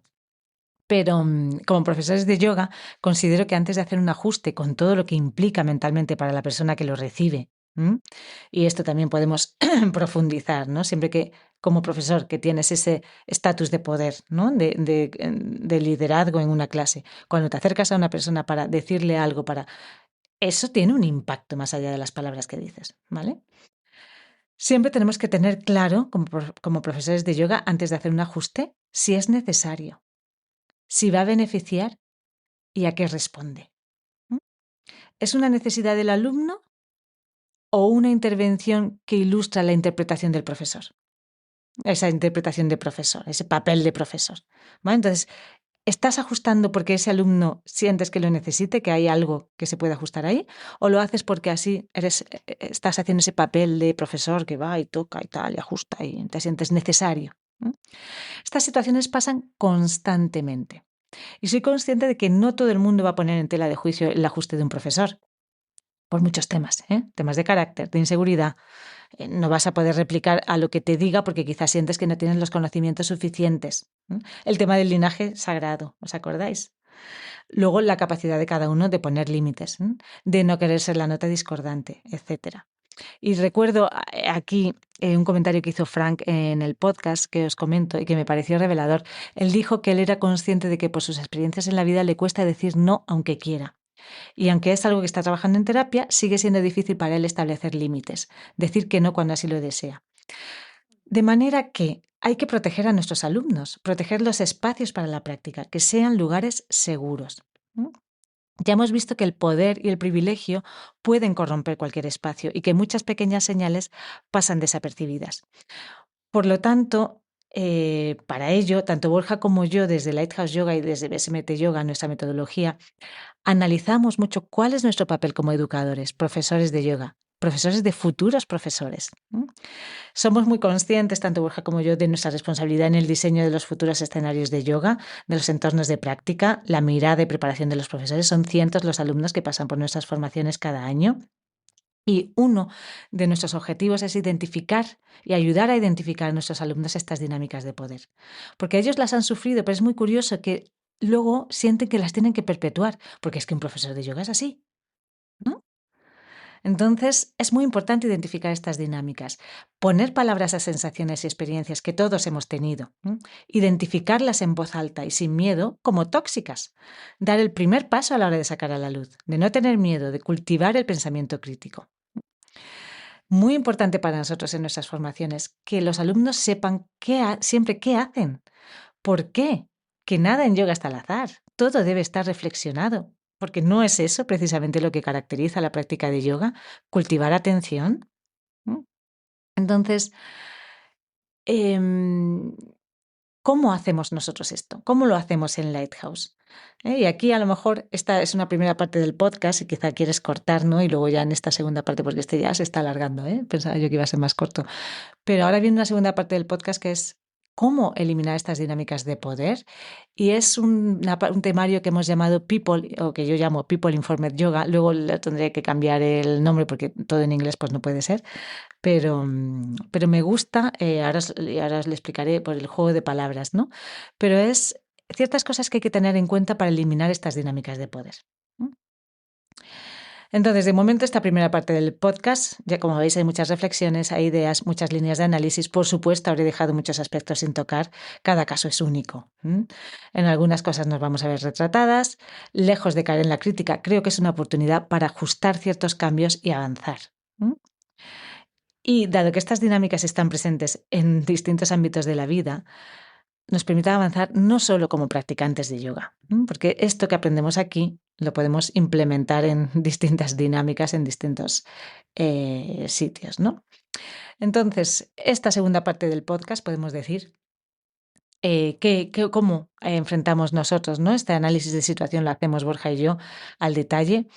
y cómo hemos creado ciertos giros a lo largo de los años en nuestras formaciones, en las que, por supuesto, seguimos con el rigor, con el análisis, compartiendo la tradición del yoga que amamos y practicamos desde hace años, pero también hemos incorporado los conocimientos que nos ha traído la ciencia en los últimos años, en dos aspectos únicos de nuestras formaciones, que yo creo que caracterizan nuestras formaciones, ¿no? Por un lado, biomecánica y yoga, que está al mando de Borja, que comparte una manera de entender el cuerpo, respetar la peculiaridad maravillosa de cada uno de nosotros, la adaptabilidad, las opciones, siempre sin dolor. ¿M? Aquí muchos alumnos cortocircuitan en estas formaciones porque ven que todas esas indicaciones de alineación con las que han criticado y forzado a menudo sus cuerpos ciertos profesores en clase no tienen ninguna base ni razón. Borja llama a esa manera de alinear el castillo de Takeshi. No sé si os acordáis de Humor Amarillo, que había una pasarela que se iba como estas, como en los aeropuertos, ¿no? Estos pasillos que se mueven, ¿no? Y hacen que andes menos. Pues era esa pasarela que te acercaba a un contorno de cartón piedra en el que tú tenías que poner tu cuerpo en esa posición para encajar dentro de ese contorno y si no, porque si no chocabas y te caías al agua. Entonces Borja llama la manera de alinear el castillo de Takeshi. En esa visión, si no encajas con la idea del asana que tiene el profesor, está mal, no lo haces bien, no practicas suficiente, el yoga no es para ti y no te va a hacer sus mágicos y parece que también sagrados, todo esto entre comillas, ya sabéis, efectos. Nuestra mirada y acercamiento al asana es totalmente respetuosa, entendiendo la biomecánica de la persona que tenemos delante y lo que necesita. Y esto lo podéis tener en la formación 300 y, por supuesto, en BSMT Asana, ¿no? Que es la formación, el bebé de Borja que está gestando, donde pone todos estos conocimientos de años a nivel miofascial, biomecánica, etcétera, en esta formación. Y entonces esa es una de las áreas y la otra área es el sistema nervioso o lo que yo llamo People Informed Yoga. Porque si en biomecánica aprendemos que cada cuerpo es único, en el sistema nervioso aprendemos que cada alma que habita ese cuerpo es única también. Y por tanto la clase de yoga debe tener en cuenta estas diferencias y poder adaptarse para que sea efectiva, inclusiva, amable, un espacio de exploración. Hablar del sistema nervioso es hablar de nuestras emociones, nuestros miedos, nuestros patrones, de nuestras tendencias. Entonces, People Informed Yoga, me voy a centrar en esta parte, otro día nos hablará Borja de BSMT Asana, pero People Informed Yoga es el estudio del sistema nervioso, que es mi especialidad, y hay módulos en todas las formaciones de Lighthouse Yoga, ¿vale? En la de Hatha Vinyasa, 200 horas, hay un módulo especializado del sistema nervioso y también, por supuesto, la avanzada de 300 horas, que además tiene ahora la formación de yoga sensible al trauma incluida. Y luego hay formaciones específicas sobre yoga y sistema nervioso. Por un lado, yoga para la calma, que estará en abril 2026. Comienza y BSMT Soma, que llegará en otoño de 2026, ¿vale? Entonces, a este contenido lo llamo People Informed Yoga, que podemos traducir, ¿no?, como yoga preparado o yoga sensible, que tiene en cuenta, que reconoce a la persona, ¿vale? Entonces, yoga preparado a la persona, yoga sensible a la persona. People Informed Yoga, que está inspirado en Trauma Informed Yoga, ¿no? Las formaciones sensibles al trauma, y hay una también que imparto yo, que está disponible en Yoga Basement, que es Yoga y Trauma o Yoga sensible al trauma. En inglés se llama Trauma Informed Yoga. Entonces, de ahí viene People Informed Yoga. Lo que pasa es que estos módulos de People Informed Yoga que están en el 200, que están en el 300 y en una formación que voy a sacar solamente del sistema nervioso, em, están enfocadas en el sistema nervioso, no están enfocadas en el trastorno de estrés postraumático. Porque el trastorno de estrés postraumático es un aspecto muy concreto que no todo el mundo sufre. Entonces, el objetivo en People Informed Yoga es aplicar los conocimientos del sistema nervioso a todo el mundo, tengan trauma o no. De hecho, solo un 3,5% de la población española sufre trastorno de estrés postraumático y la modificación de la práctica de yoga para estas personas requiere de unos conocimientos muy específicos, que además, para ser efectivos, deberían ir de la mano de especialistas en salud mental y, sobre todo, especialistas que reconozcan la importancia y valor de ciertas técnicas como intervenciones llamadas down to top, desde el cuerpo, somáticas, hacia el cerebro, ¿no? Hacia arriba, desde el cuerpo, ¿no? Estas prácticas somáticas que incluyen movimiento, respiración, sonido, etc. Aunque yoga sensible al trauma ha sido un boom en países como Estados Unidos, que es el lugar de origen de los estudios que las avalan y donde se ha desarrollado toda esta rama de estudio, es cierto que no ha terminado de calar en España y apenas se utiliza en los entornos de terapia. Sin embargo, lo que sí hemos experimentado todos es algún tipo de trauma. Aunque no hayamos desarrollado estrés postraumático, pero todos nos hemos visto involucrados en algún tipo de evento traumático, accidentes de coche, pérdida de seres queridos, dificultades económicas, infancias difíciles, hemos sido testigos o víctimas de violencia, somos profesionales de la salud que presencian de manera habitual casos traumáticos, defensores del menor, psicólogos, etc. Entonces todos hemos experimentado algún tipo de trauma, pero también estrés general. ¿Y qué ocurre con esto? Que puede afectar a nuestra capacidad de autorregulación, a nuestra sensación de seguridad, estabilidad emocional, conexión, presencia. Y eso es lo que hace necesaria esta mirada sensible o informada. Entonces, nosotros no impartimos yoga sensible al trauma en la formación 200 y 300, porque lo que decimos es una práctica muy específica, pero sí compartimos People Informed Yoga, ¿no? Una formación sensible a las personas. Entonces, hay conocimientos muy valiosos que destilamos de esta área de conocimiento y que sí no podemos llamar yoga sensible al trauma, porque no está diseñada específicamente para personas con estrés postraumático, que siempre debería ser una práctica personalizada e individual para estas personas, sí tiene el poder de afectar y beneficiar a todas las personas que tienen sistema nervioso autónomo, o sea, a todos nosotros, y que por eso lo llamo People Informed Yoga. Y os voy a dar algunas pautas para que si ya sois profesores podáis tener en cuenta, ¿no? O si queréis formaros como profesores, cosas que tenéis que tener en cuenta a la hora de elegir a vuestros profesores y a la hora de desempeñar vuestra labor como profesores. ¿Qué hace único a la práctica de yoga? Vivimos en sociedades que nos empujan a vivir acelerados, distraídos, desconectados de nuestro cuerpo. Lejos de cierta introspección, lejos de la calma y la lentitud, en cuanto tenemos un momento de inactividad, lo llenamos con comida, con alcohol, con televisión, hacemos scroll en el móvil, tareas que añadir a esa infinita to-do list de actividades, cualquier distracción. No estamos acostumbradas a estar presentes. Nuestra atención está exteriorizada. Vivimos desconectadas de nuestro cuerpo, de nuestras sensaciones. Solo prestamos atención cuando hay dolor o aparecen síntomas. Los sentidos están sobrecargados, recibimos más información de la que podemos integrar, asimilar o ni siquiera entender en un mundo que se mueve muy rápido y que nos exige cada vez más en aras de la productividad, el éxito, el logro, los objetivos. En medio de este remolino, la práctica de yoga nos enseña algo muy necesario. Es ese algo que la hace única y distinta al resto de prácticas basadas en el movimiento o el cuerpo como pilates, natación, fuerza, calisténicos, etc. Eso único es de hecho lo que define al yoga y recojo en mi libro Yoga para la calma. Yoga es prestar atención. Sin atención no hay yoga. En una clase de yoga se suele, porque no siempre es así, pero se suele invitar a cultivar atención, a desarrollar conciencia corporal. Y las asanas nos permiten acceder a distintas zonas que acumulan tensión emocional muchas veces. O se hacen prácticas de respiración que tienen un efecto inmediato en el sistema nervioso y por tanto en nuestro estado emocional. Se nos enseña a movernos y respirar conscientemente y eso nos permite conectar con emociones y sensaciones incómodas que puede que hayamos estado evitando a lo largo de los años. Entonces, para muchos esta manera de practicar es incómoda, no les gusta. No es raro escuchar, la práctica de yoga o de meditación me pone nerviosa.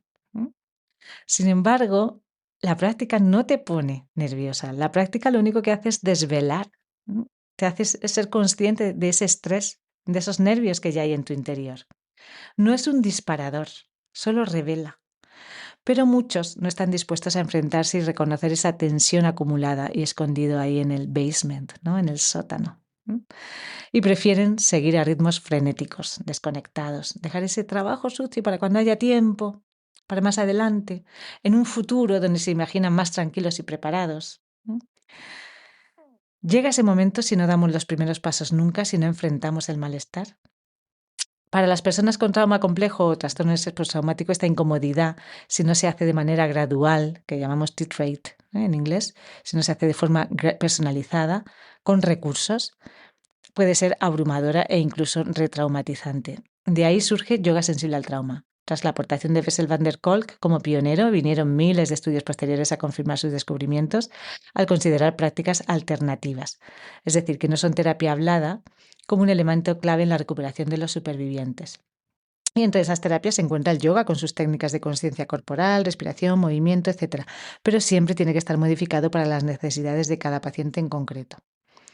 Entonces, bases de People Informed Yoga en una clase de yoga. Como hemos visto que solo un 3,5% de la población está diagnosticada con TEPT, cambiar nuestras clases de yoga para que cumplan los muchos requisitos de yoga sensible al trauma dejaría sin atender a tantas otras personas que vienen a practicar y no sufren los devastadores síntomas de este trastorno. Pero incorporar el conocimiento del sistema nervioso a la práctica de yoga es de gran importancia. Y para nosotros en Lighthouse y en BSMT Yoga es la clave de la evolución del yoga en el siglo XXI. Todos nos vemos afectados por el estrés y el trauma. De hecho, estamos moldeados por el impacto de las dificultades y desafíos de la vida. Alrededor del 60% de la población adulta española afirma sufrir estrés y un 23% ansiedad. Entonces, entender el sistema nervioso nos permite conocer los muchos trastornos que conlleva y cómo con pequeñas modificaciones en nuestras clases podemos crear una gran diferencia en la relación de la gente con el yoga, con sus cuerpos y con sus vidas. Entonces, People Informed Yoga, que es este temario que compartimos en el 200 y el 300 y que os hago una introducción aquí, supone un protocolo de seguridad. Unas precauciones sencillas que deberíamos ofrecer para garantizar la máxima seguridad de nuestros alumnos. Entonces, People Informed Yoga establece unas bases, un marco invisible de seguridad, de comprensión y de respeto a través de los siguientes puntos que os voy a enumerar a continuación. Hay más, pero os voy a enumerar así los puntos generales, ¿no?, que podemos empezar a aplicar desde ya. Es verdad que requieren de un cambio de perspectiva por parte del profesor de yoga. Esto crea un ambiente específico donde los alumnos saben lo que van a encontrar y eso genera calma y seguridad. Y calma y seguridad es muy importante para que el trabajo somático sea efectivo, que es de lo que se trata. Entonces, aunque hay aspectos concretos que se ven en detalle en las formaciones, como el tipo de respiración, el tipo de asanas, el ritmo, el tal, muchos aspectos, pero hoy vamos a dar las pinceladas de fácil aplicación en nuestras clases si somos docentes o que debemos buscar en nuestros profesores en lugares de estudio si somos practicantes. Entonces os comento, y están en los manual de profesores de Lighthouse Yoga.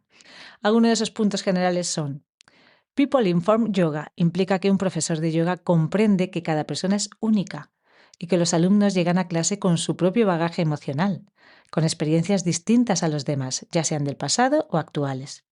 Esto le permite al profesor ofrecer espacios muy importantes, respetuosos, sin juicios, sensibles e inclusivos, eliminando las dinámicas de poder establecidas en el entorno del yoga en las últimas décadas.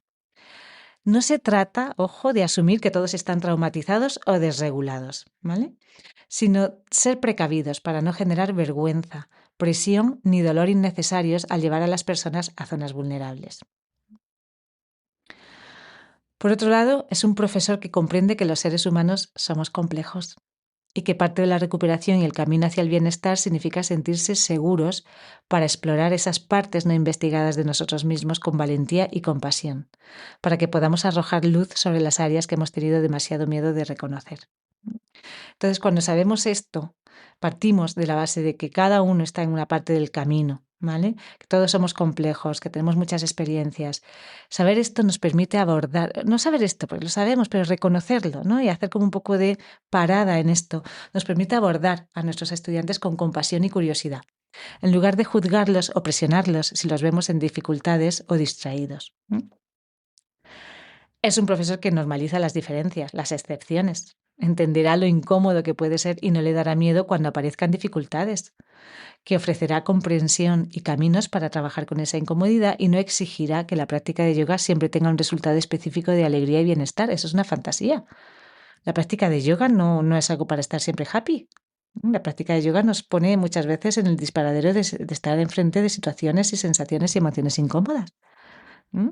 Pero muy importante, hay que normalizar las diferencias, que somos distintos, que no todos vamos a hacer trikonasana igual, que no todos una respiración nos va a sentar, es súper relajante. No, hay personas que a lo mejor esa respiración no les relaja para nada.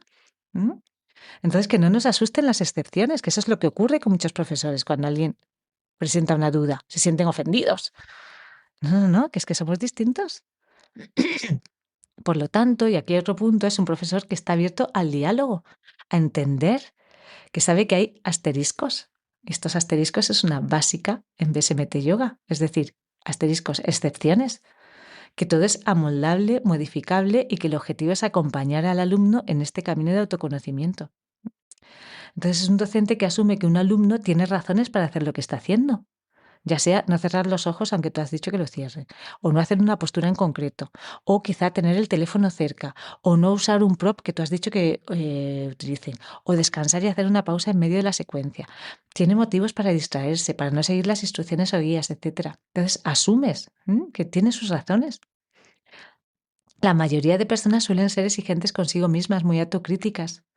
Como profesora, la idea no es reforzar esas voces internas de crítica, sino ofrecer lo contrario: autonomía, seguridad, poder personal. Es un profesor que establece un protocolo base para una práctica segura. Por ejemplo, no superar los límites físicos, distinguiendo siempre dolor de estiramiento y tener otros aspectos no deseables en cuenta como mareos, que respeten sus lesiones, etc. Pero también emocionales, sensaciones de vacío, miedo, angustia en Shavasana, meditación, que son señal de un límite que sale a la luz y al que atender. ¿Mm? Que los alumnos pueden ir al baño. O sea, yo he ido a clases de yoga donde no te dejaban ir al baño, pero ¿qué locura es esta? ¿Pueden beber agua? Por supuesto que sí. Siempre que también respetando la práctica de sus compañeros, ¿no? Pero también profesores que animen a que los alumnos puedan preguntar cuando hay dudas, que pueden descansar cuando necesiten. Entonces, el profesor, en Lighthouse, en BSMT Yoga, se asegura de que los principiantes conocen este protocolo, ¿no?, de seguridad, de inclusión, de respeto, y lo repite cada cierto tiempo para recordárselo a todos. Y también es muy importante analizar si nuestra presencia como profesoras concuerda con lo que establecemos en el protocolo de seguridad. Si nuestra actitud, nuestro lenguaje no verbal, nuestra comunicación con nuestros alumnos contradice o refuerza el mensaje. Entonces también hay una responsabilidad por revisar nuestra actuación en cada clase. Por supuesto, es un profesor consciente y que está pendiente de no establecer dinámicas de poder en sus clases. Nos relacionamos con los alumnos con curiosidad y amabilidad. No damos por sentado que desean boicotear nuestra clase o que nosotros sabemos lo que es mejor para ellos. Por supuesto, es un profesor que no fuerza ni ridiculiza. No ponemos en evidencia con preguntas incómodas. No se tienen alumnos preferidos. No se dejan a un lado a los principiantes. No se hace grupito con los alumnos veteranos. No se dan técnicas maestras a ciertos alumnos. Enseña a todos. Enseña a todos. Orienta, guía. Evita elogiar públicamente o abiertamente a tus alumnos preferidos o mejores. Considera qué mensaje transmite eso a los demás. Aunque parezca increíble, estas son dinámicas de poder más habituales de lo que desearíamos en las salas de yoga y con un gran efecto en los alumnos. Luego también es muy importante que el profesor sepa reconocer y delegar. El profesor de yoga no es un psicólogo. Y aunque lo fuera, ¿es una clase de yoga el lugar para cierto tipo de intervenciones? Desde luego que no. No es nuestra labor arreglar a nadie. Tampoco va a buscar intencionadamente sacar a la luz lo incómodo. Una práctica People Informed nos hace ser respetuosas, entender cuál es nuestro papel como profesoras, cuáles son nuestras competencias y no buscar la catarsis ni poner intencionadamente al alumno frente a un trigger, ¿no? Frente a algo una respiración, ciertas respiraciones que agitan, que sacan de la zona de confort, que nos sacan de nuestra ventana de tolerancia. Entonces, lo digo porque me han comentado sobre todo esto, procede no de mi inventiva. Son comentarios que he recibido una y otra vez, ¿no? De profesores que esta profesora siempre presume que de su clase se sale siempre llorando, pero que eso es una limpieza emocional. ¡Qué horror! Se me puso el pelo de punta. ¿Por qué pones a tus alumnos siempre en ese disparadero de llegar a las lágrimas? ¿Por qué asumes que eso es una liberación y que se van a ir a casa tan contentas y aliviadas? O sea, me parece una barbaridad. Entonces, es un profesor que desde luego no pone a los alumnos frente a un trigger de manera consciente. Delegará en personas especializadas cuando algo supere su competencia, aún estemos capacitados para atenderlo. Los ajustes físicos, por supuesto, es un tema que da para mucho. Pero, así en resumen, pregunta siempre antes de tocar a nadie. Y sobre todo empieza cuestionándote primero a ti misma.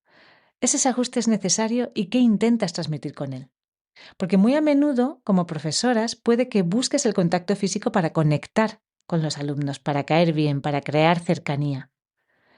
Y la pregunta ¿es el espacio de yoga y la relación profesor-alumno el lugar para ello? Pregunta a tus alumnos antes de comenzar la clase y de manera privada, porque hay personas que les apura ser la nota discordante y si se pregunta de manera generalizada ¿quién no quiere ajustes? Quizás se suman a lo que digan los demás para no llamar la atención, aunque no deseen el contacto. Muchas personas emocionalmente vulnerables creen que tienen que decirte que sí para caerte bien. Entonces observa el lenguaje no verbal de los alumnos cuando te acercas. Quizás se encogen o cambia la respiración o hay un ligero alejamiento. Eso es un no no verbal. El cuerpo no miente, respétalo. ¿M?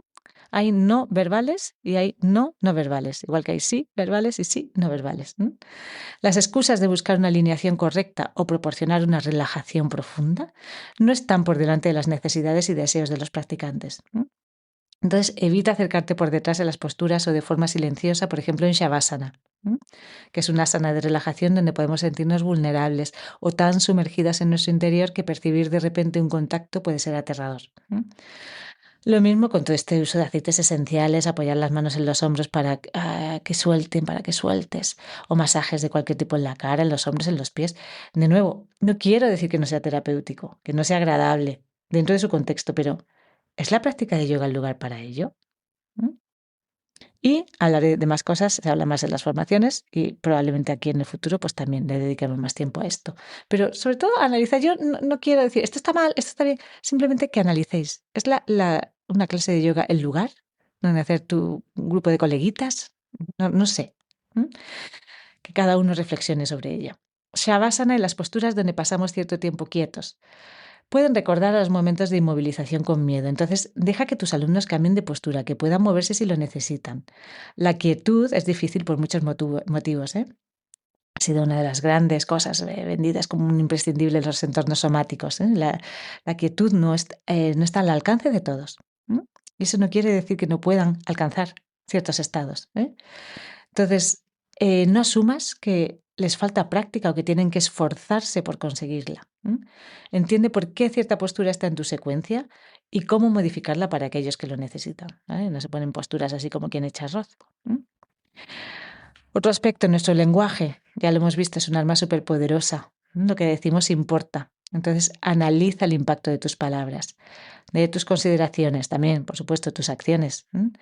Deja claro, por ejemplo, que las indicaciones que das durante la clase son guías para la práctica, no son órdenes. Que lo importante es que los alumnos se encuentran y se permitan seguir su propio ritmo. Pero más allá de esto, reflexiona sobre qué tipo de instrucciones das. Porque es habitual escuchar en clase de yoga, dobla un poco más la rodilla, alcanza más lejos, esfuérzate, aguanta un poco más, ve más profundo, 3 respiraciones más, rota un poco más, activa el abdomen, activa los cuádriceps, activa el suelo pélvico. Entonces, activa, activa, activa, fuerza, fuerza, fuerza, resiste, resiste, resiste. ¿Pero todo el mundo necesita esto? En una sociedad que sin ayuda del yoga nos empuja a ir más lejos, más rápido, más fuerte, más, ignorando lo que sentimos, lo que deseamos o lo que necesitamos, este tipo de instrucciones no es quizá lo que necesitamos para salir del condicionamiento diario. Entonces, muchas veces escucha, suaviza, relaja, suelta, atiende a tu capacidad sin forzar, quédate a un 70% de tu límite. Son maneras de trabajar mucho más respetuosas con el sistema nervioso, con nuestro cuerpo y con nuestra experiencia. Un cuerpo al límite hace saltar las alarmas del cuerpo. El sistema nervioso simpático se dispara, más aún si ya vivimos una vida con estrés. Entonces, analiza qué tipo de indicaciones das y por qué. ¿Por qué deseas que se esfuercen al máximo? No digo que esté mal, pero ¿por qué? O si tus clases son todo relaja, tal, no sé qué, ¿por qué? Hay ciertas prácticas para ciertas personas que lo que buscas es estimulación. Entonces, todo es ¿por qué? ¿Cuál es el objetivo? Como os decía, esa es la pregunta para todo lo que hagamos. Para personas que necesitan conectar con su cuerpo, que están aletargadas, que están disociadas, puede ser una indicación necesaria, ¿no? Toda esta actividad, toda esta fuerza en ciertos momentos, pero para todos y de forma general. Entonces, entiende que tu lenguaje tiene un gran poder y aquí incluimos el lenguaje no verbal, ¿no? Como te muestras como profesora. ¿Haces las posturas más difíciles en la opción más profunda y compleja? Esto también cuenta, ¿eh? Casi más que lo que dices. Entonces, reflexiona sobre qué deseas cultivar en tu clase. Si es calma, relajación, esfuerzo, dificultad, e ir al máximo, ¿el qué? ¿Y por qué? ¿No? El por qué es más importante que el qué. Atención a los ojos cerrados, ¿eh? Esta es una instrucción habitual en prácticas de respiración, meditación, de la tradición del yoga. ¿Sabemos por qué? En nuestras formaciones en Lighthouse y en BSMT buscamos que cada alumno sepa por qué se hace cada cosa, hasta la más mínima que os podáis imaginar. Porque solo así vamos a saber si es importante y cómo modificarla para casos específicos. Entonces, cerrar los ojos no es un tema baladí. Para muchos supone sumergirse en su interior y es un interior que les inquieta, que les altera, donde no se sienten seguros. Hay muchas personas que necesitan sentir que tienen el control, que pueden mirar a su alrededor. ¿Está eso mal? ¿Por qué? Deja que cierren los ojos los que estén cómodos con los ojos cerrados y que los dejen abiertos quienes prefieran tenerlos abiertos. La guía, por ejemplo, puede ser ojos abiertos o cerrados, lo que te permita concentrarte con más facilidad. El objetivo es concentrarte, no tener los ojos cerrados. Lo que pasa es que con los ojos cerrados a la mayoría le cuesta menos trabajo para concentrarse, le cuesta menos trabajo concentrarse, pero la mayoría no es todo el mundo. Entonces, ¿cuál es el objetivo? Concentrarte. Pues elige. El objetivo es concentrarte. En budismo tibetano, por ejemplo, se medita con los ojos abiertos. Entonces, si desean tenerlos abiertos, una mirada suave, periférica, que les ayuda a concentrarse, perfecto. Hay temas importantes, ¿no?, que necesitan espacio aparte, ¿no? Hay mucha información, ¿no?, como es meditación, la respiración. Esos son aspectos más delicados que dedican más conversación, digamos. Los aspectos que estructuran la clase, todo eso lo vemos más en detalle en las formaciones. Cada técnica tiene sus pros y, por supuesto, sus contras. Entonces, es un tema delicado y complejo, difícil de definir aquí en un ratito en un podcast. Entonces, sé un profesor abierto al diálogo, a las preguntas. De hecho, la definición de profesor es alguien que enseña, ¿no? Por eso quizá en muchas escuelas no forman profesores, sino instructores, que dan instrucciones. Todos las siguen y punto. Un profesor es el que vuelve a explicar, el que resuelve dudas, el que está abierto a las preguntas. Yo no recuerdo en la facultad que los profesores se negaran a resolver preguntas. O sea, es impensable, ¿no? Vas a clase y el profesor te dice, no, pues eso no te lo voy a contestar. No. Entonces, cuando alguien va a clase de yoga con un profesor, ¿por qué no puede hacer preguntas? Yo creo que a menudo ese tema, el momento preguntas, ¿no? Los profesores temen ese momento preguntas y responden con esa falta de empatía, digamos, y con ese cierre, ¿no? Que no da ganas de muchas réplicas. Creo que se teme el momento preguntas por inseguridad, porque no están cómodos con lo que comparten ni tienen los suficientes conocimientos para dar clase. En esos casos deberíamos plantearnos si estamos preparados para la labor como profesor. Quizás necesitamos seguir formándonos o simplemente estar abiertos a las preguntas, saber y reconocer que no tenemos todas las respuestas, pero que nos comprometemos a buscarlas y crecer mano a mano con nuestros alumnos. Muy importante, no digas cómo tienen que sentirse. Ahí ahora te vas relajada y estamos contentos o concentrados, hombros sin tensión. Un estudiante puede sentir que no lo está haciendo bien, que la práctica no es para ella o que algo está mal en su interior si su experiencia es distinta. Aclara también que la práctica de yoga no es siempre una experiencia de relajación, de calma o de diversión. A veces hay momentos incómodos y molestos. Algunas personas pueden encontrar paz, pero otras quizá tristeza, dolor o ira. Entonces no les hagas sentir mal por no sentirse bien. La clave de la práctica es reconocer cómo nos sentimos y atenderlo con compasión. Esa es la clave, no sentirnos bien, sino reconocer qué es lo que estamos sintiendo y atenderlo con compasión. Y muy importante, no favorezcas entornos competitivos. Recuerda cada cierto tiempo, ¿qué es yoga? ¿Qué es yoga para mí? ¿Por qué practico yoga? Estas son preguntas muy importantes que hacernos cada cierto tiempo como profesores de yoga. ¿Es ser flexible? Desde luego que no. Aleja el foco de esas ideas responsables de la visión estética y distorsionada del yoga que tantos problemas nos ha traído. Entonces, cuando tenemos en cuenta todos estos aspectos, ¿no? Hay muchos más, pero cuando tenemos en cuenta todos estos aspectos, uno, cambia la perspectiva que tienen las personas con respecto al yoga. Acuden a tus clases en concreto porque saben que ahí pueden explorar y avanzar, descubrir sin críticas, sin ser puestos en ridículo y aprendiendo a valorar sus diferencias en vez de esconderlas, intentando ser un tipo, o sea, en vez de esconderlas, intentando ser un tipo estándar que, por cierto, no existe. Por otro lado, dos, abre la mirada de muchos alumnos sobre lo que es permisible y qué no. A menudo no se tienen claros los límites. No saben o no pueden decir no, ni discriminar qué es aceptable y qué no, qué es normal y qué no. Entonces, cuando aclaramos estos puntos, espero que nos ayude a todos a saber qué es esperable, qué es de recibo y qué está fuera de lugar. Entonces, todos estos puntos también nos permiten construir espacios libres de dinámicas de poder, de jerarquías innecesarias y absurdas que han dado lugar a los panoramas de abusos en el pasado. Y por último, crea entornos de crecimiento mutuo, porque también el profesor aprende en cada clase, no lo dudéis. Se busca la independencia del alumno. Su experiencia es lo importante, como siempre debió ser, y no el lucimiento o performance de un profesor. ¿Mm? Para fascinarnos con personalidades y personajes tenemos los teatros, las novelas, las historias, los artistas, el cine y etcétera. La práctica de yoga es para otra cosa. ¿Mm? La historia va sobre el que practica. Es un viaje de exploración personal, de mejora y bienestar físico.